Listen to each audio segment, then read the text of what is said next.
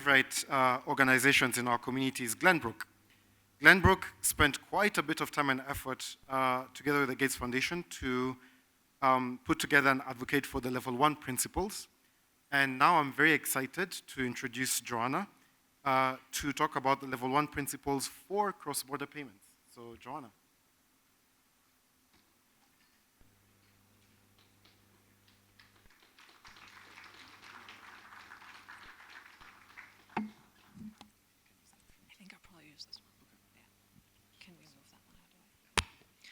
Simeon, you've made me blush, so thank you for that.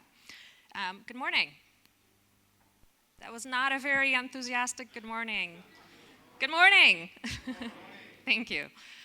Need some extra energy right here before lunch. So thank you, Jadida and Jonathan, for that excellent introduction to COMESA. My presentation will be probably a little bit more about the theoretical kind of principles around cross-border payments. So it's really nice to have, do we have? Yeah, perfect.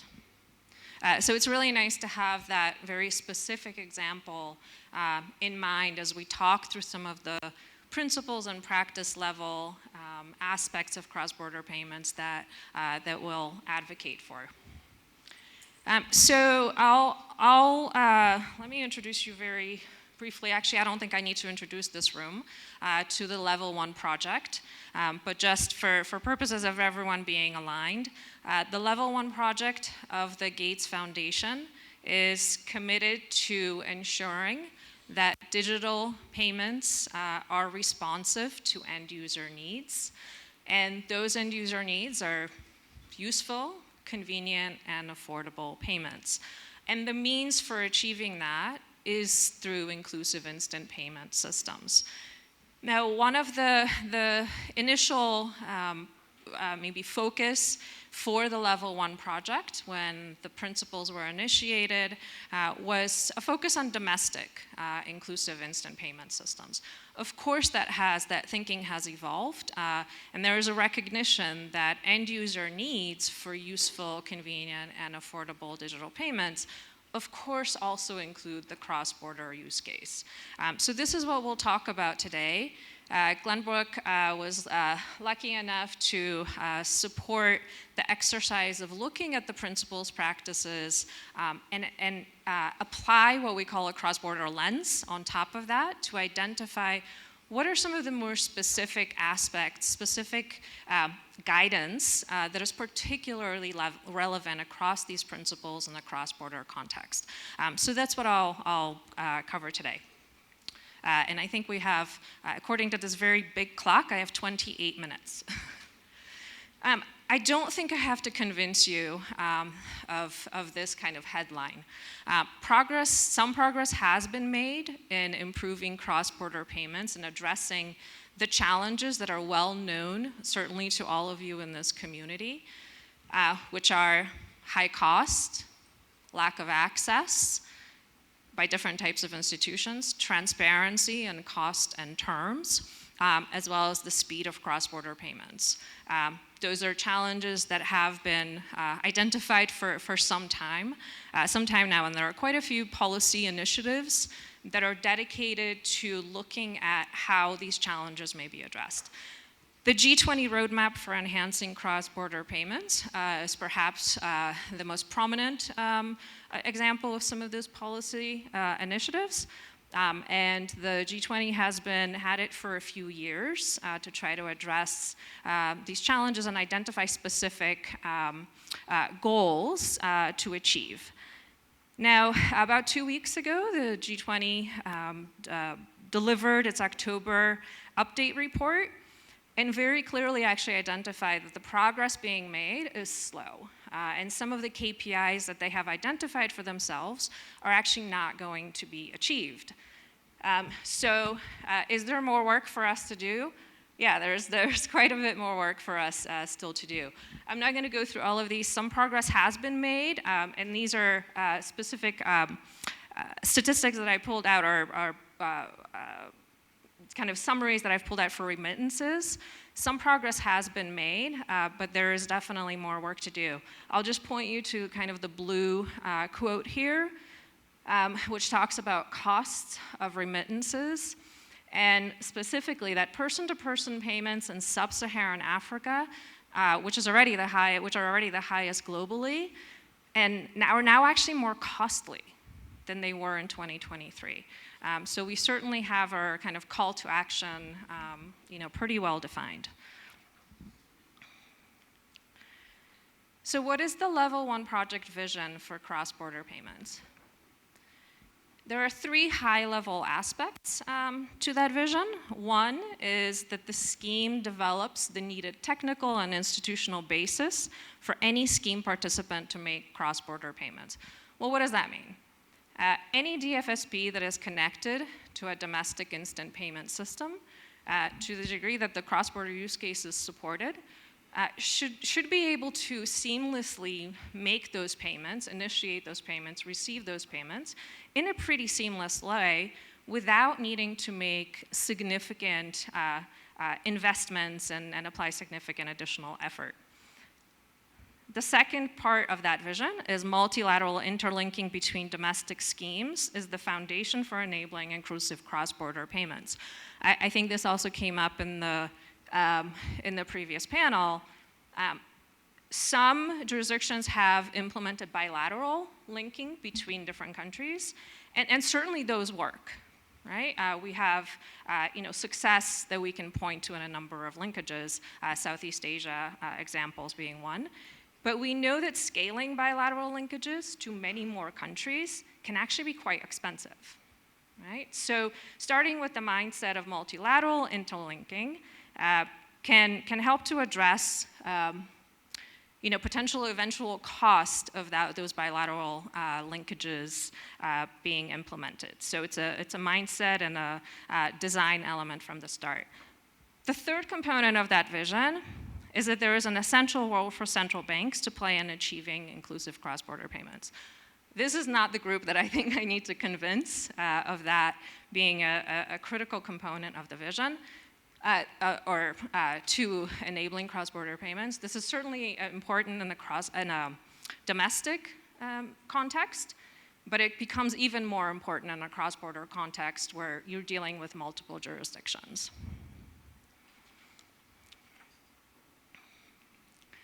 So all of you now have the L1P guide that you received yesterday.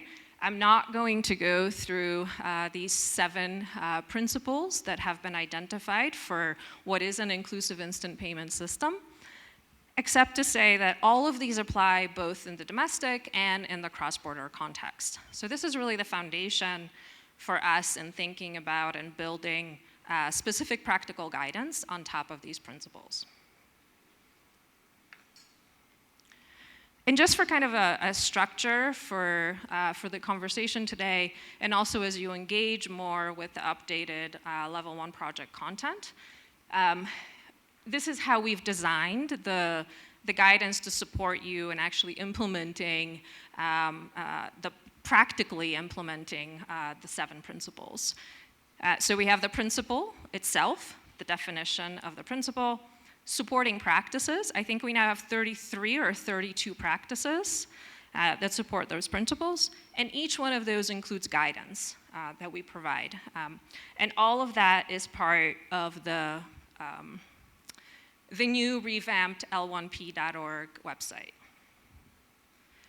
So please, very much will encourage you, I think I already started that public service announcement on Monday, but really do encourage all of you to please interact with the website. There's a tremendous amount of resources on the site. We're obviously just going to be able to kind of scratch the surface today. So what does it mean to apply this cross-border lens, and where did we land in this process?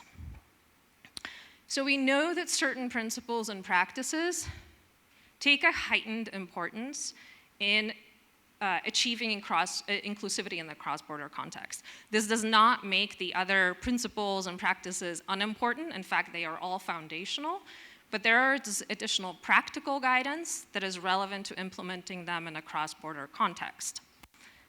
I'm not going to be able to go through all of them. This is a short introduction, so I want to really just give you a flavor for a few of them. and the ones I'll talk about are the ones in bright blue. One of the things I want to mention before we actually dive into the details of each of these is that much of this guidance is largely aspirational. So I think it was really great to hear from COMESA about some of the specifics that they are implementing in the COMESA system. And certainly they're wonderful exemplars of a number of these practices. So that's fantastic to see. With that, we know that many of these practices and guidance that we're advocating for are aspirational, right? So we want to move the goalpost. We don't want the goalpost to be where we are today. We want to actually push ourselves, push the community towards aspiring for additional goals. So if you don't see yourself in some of these as I talk about them, that's okay, right? We actually want to move towards those over time. Okay, so let's talk a little bit about settlement. Again, I think in this audience, my task is probably easy in talking about settlement. This is a really important concept that also we started talking about today. The practice in L1P around settlement is that settlement should be as near real time as possible.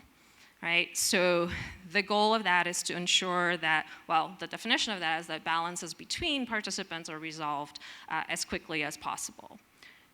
This is much more complicated in the cross-border context.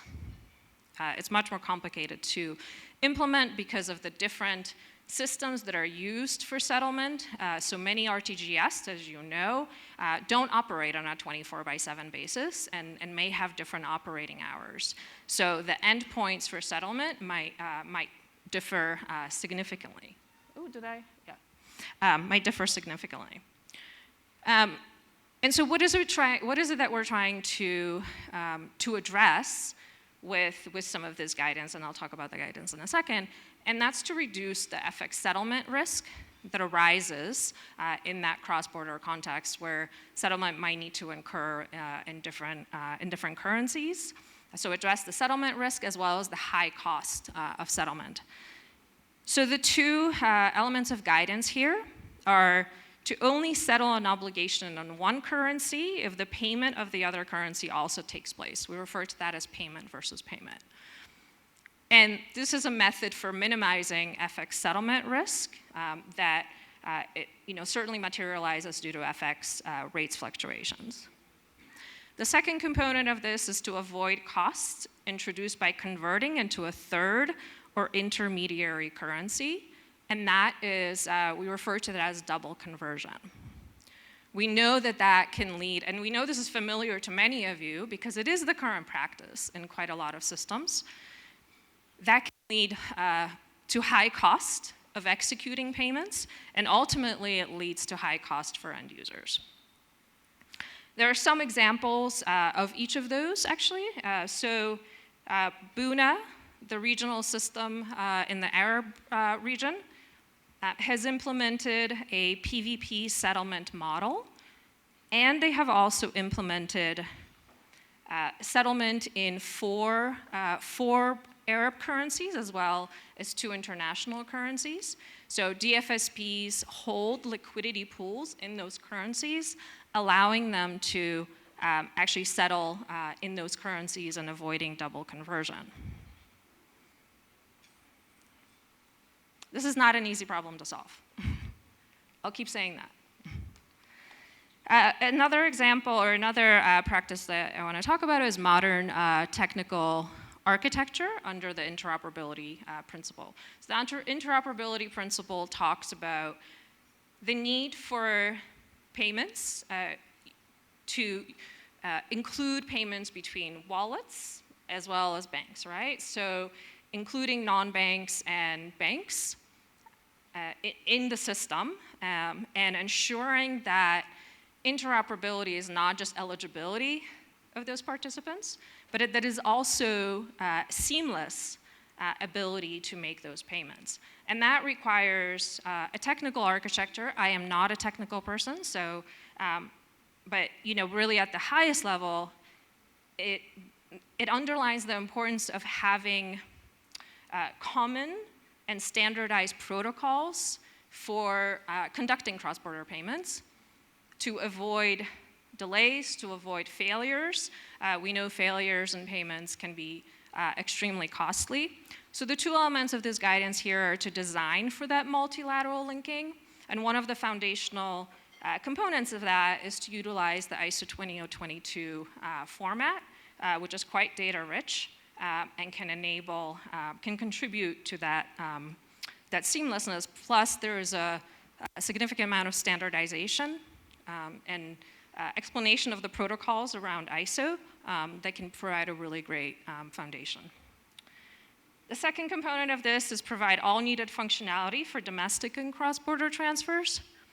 So this includes things like, sanction screening in a cross-border context is really important, right? And we know that actually sanction screening is one of the differences in sanction screening and compliance requirements in different jurisdictions contributes to delays and contributes to challenges in cross-border payments. And so having some functionalities, having alignment on functionalities that enable that seamlessness, that provide some of these functionalities like fraud detection and sanction screening can really enable that kind of technical, operational interoperability. Now, some examples of that, maybe I'll just point to two, looking at the clock. I'll just point to two. The Nexus payment system that has now been implemented. It was a BIS project. Now it is actually a scheme that is in place. Provides some of those definitions for technical protocols that sit on top of domestic instant payment systems, right? So they don't change domestic payment systems rules. They are an additional layer that is specific to the cross-border payments. And those, the way that Nexus is designed, it's designed to support that multilateral linking.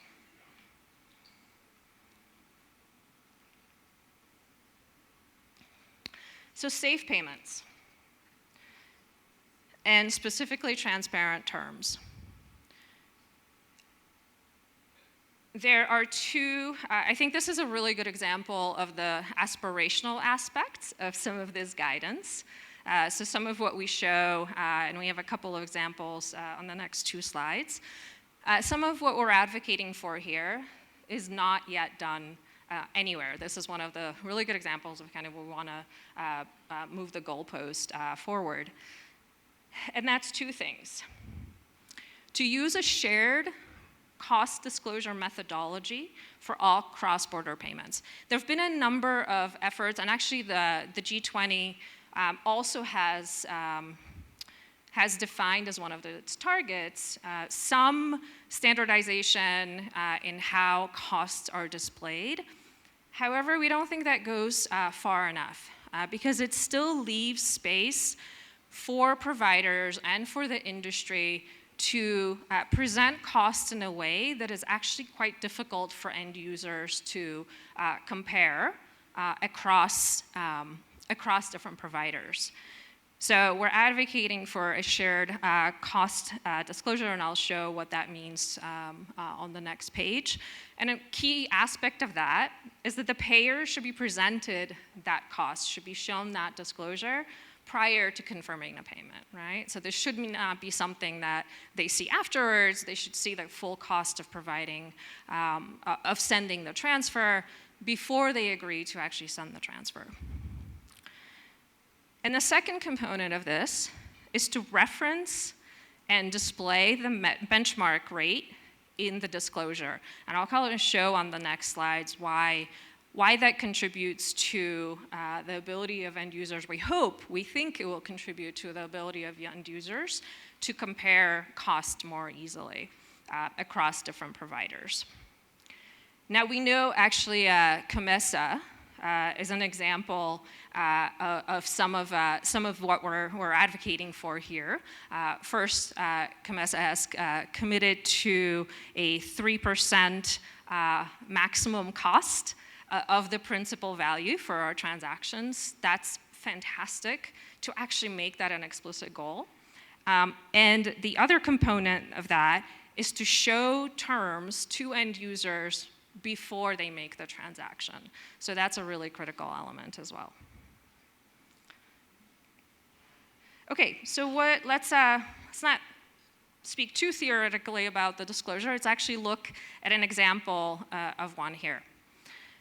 So here on the right, you'll see a table which is just one illustration of what a disclosure could look like, right? So the key elements maybe to pay attention to in that illustration are, what are the components of the disclosure?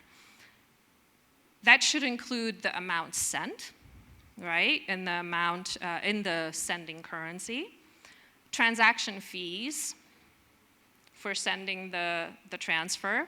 Separately, there may be levies and taxes that are also included as part of the cost.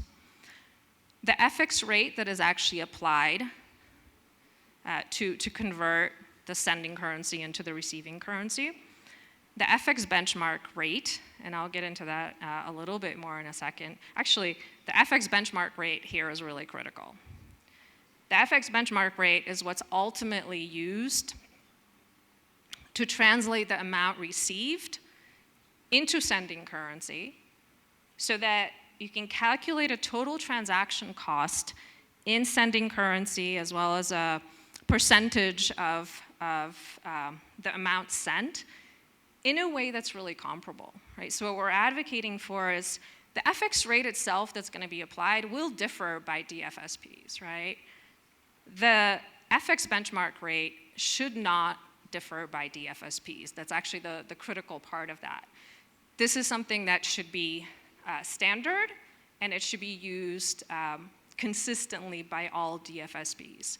We know the FX benchmark rate is not what's actually used, right, to calculate.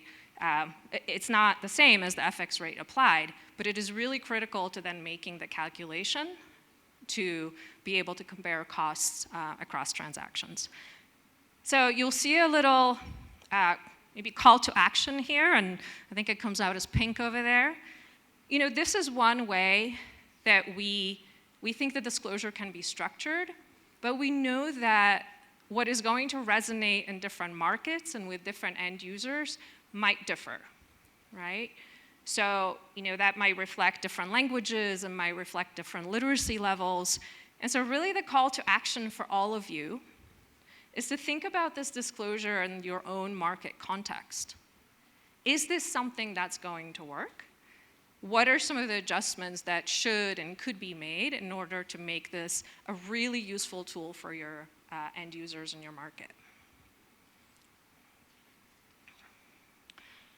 So just taking this one step further, let's look at a real example, what that might look like. So specifically here, let's set the scene. We're looking at a small trader living in Zambia who needs to transfer 100 Zambian kwacha to another small trader in Malawi for goods they have purchased. She wants to use one of two different digital payment providers that can facilitate the payment. And of course, she wants to select the one that is going to be the most affordable. So you will see here on the left, provider one. Provider one has higher fees, but it has a better FX rate. Provider two has lower fees, but a worse FX rate. So if you go down these examples, you'll see the amount sent is the same, transaction fees are different. So provider two could say, oh, we have no transaction fees. It's a zero transaction fee. So, you know, clearly we're the better choice here. Levies, just for purposes of simplicity, are considered to be the same across the markets. The FX rate applied is different. However, and the amount received ultimately is different.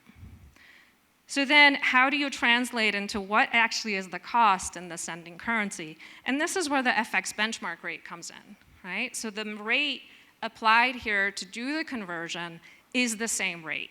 And this is really the key point, right? This allows for that comparability. So if you apply this type of approach, you'll see that provider 1 is actually the better provider, despite having some fees because of the lower FX rate. Whoops. And I have 5 more minutes. This is actually the last example in terms of the practice. And I know the shared services practice led to some confusion when we talked about it on day 1 when we had the level 1 project workshop. So I want to make sure that I do a better job this time describing what this actually is.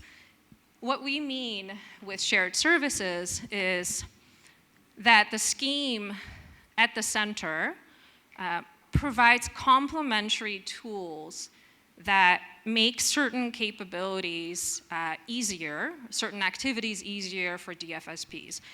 It's not a substitute for DFSPs conducting, let's say, sanction screening and fraud mitigation, but it is a complement to those activities. And it supports, really setting kind of a floor on the types of, fraud mitigation that happens in any transactions, or sanctions screening that happens in any transaction. So this becomes, particularly important in the cross-border context because we know that compliance costs are both contributors to the high cost and also contributors to potential delays in the process. And maybe pointing to just 1 or 2 examples here. One example is Buna. So Buna provides 3 examples of shared services at the scheme level. One is additional sanction screening at the top that is embedded in processing each transaction. Another is certain fraud mitigation features. And the third one is an FX marketplace, and that's specifically used for funding and defunding those different local currency accounts. But it does create a space where FX providers actually, show their rates. Others see that, and so it creates an incentive. Well, it creates a competitive marketplace at the center. So that certainly can contribute to some of that cost reduction. And Tazama. I almost forgot Tazama. Tazama is an open source tool platform software that was created for fraud mitigation purposes. This feels kind of quite full circle for me. I remember meetings that we had in Jordan, I think maybe 2.5 years now, where some of the functionalities of Tazama were being tested. So it's really amazing to see now that Tazama is actually being implemented in certain contexts already. So it's an open source software that supports fraud mitigation.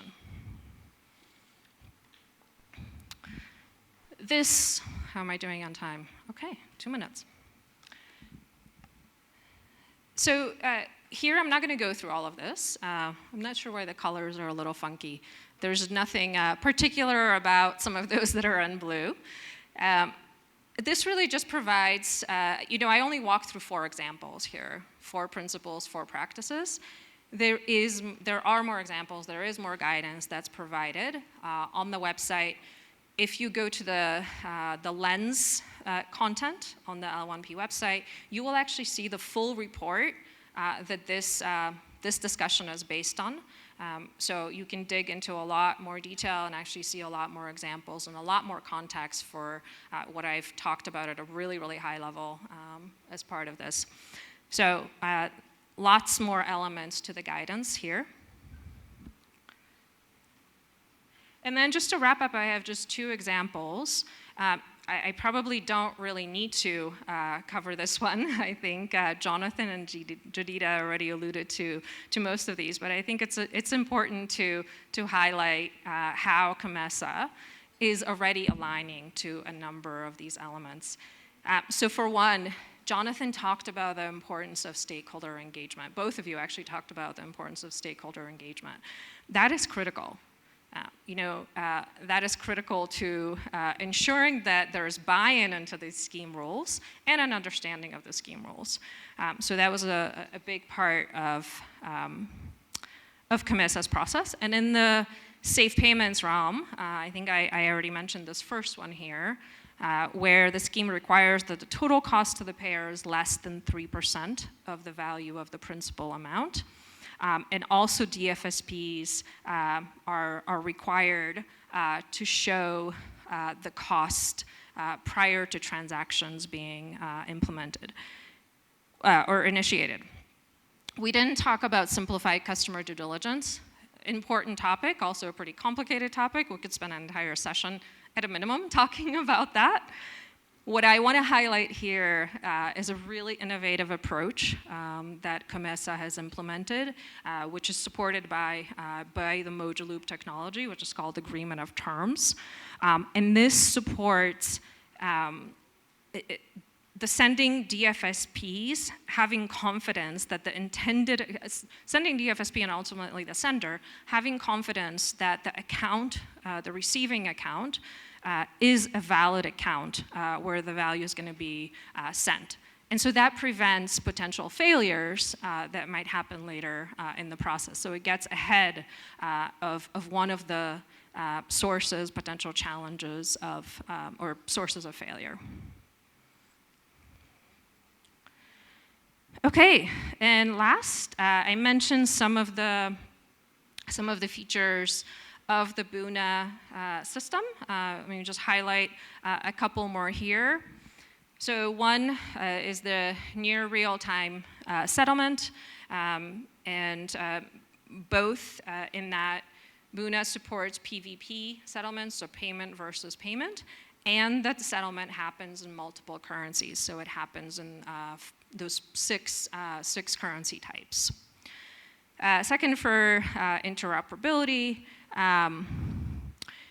Buna is based on the ISO 20022 format, and it supports interoperability and payments between those different currencies.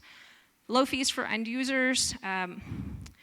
Buna started out with being perhaps a bit more focused on larger payments.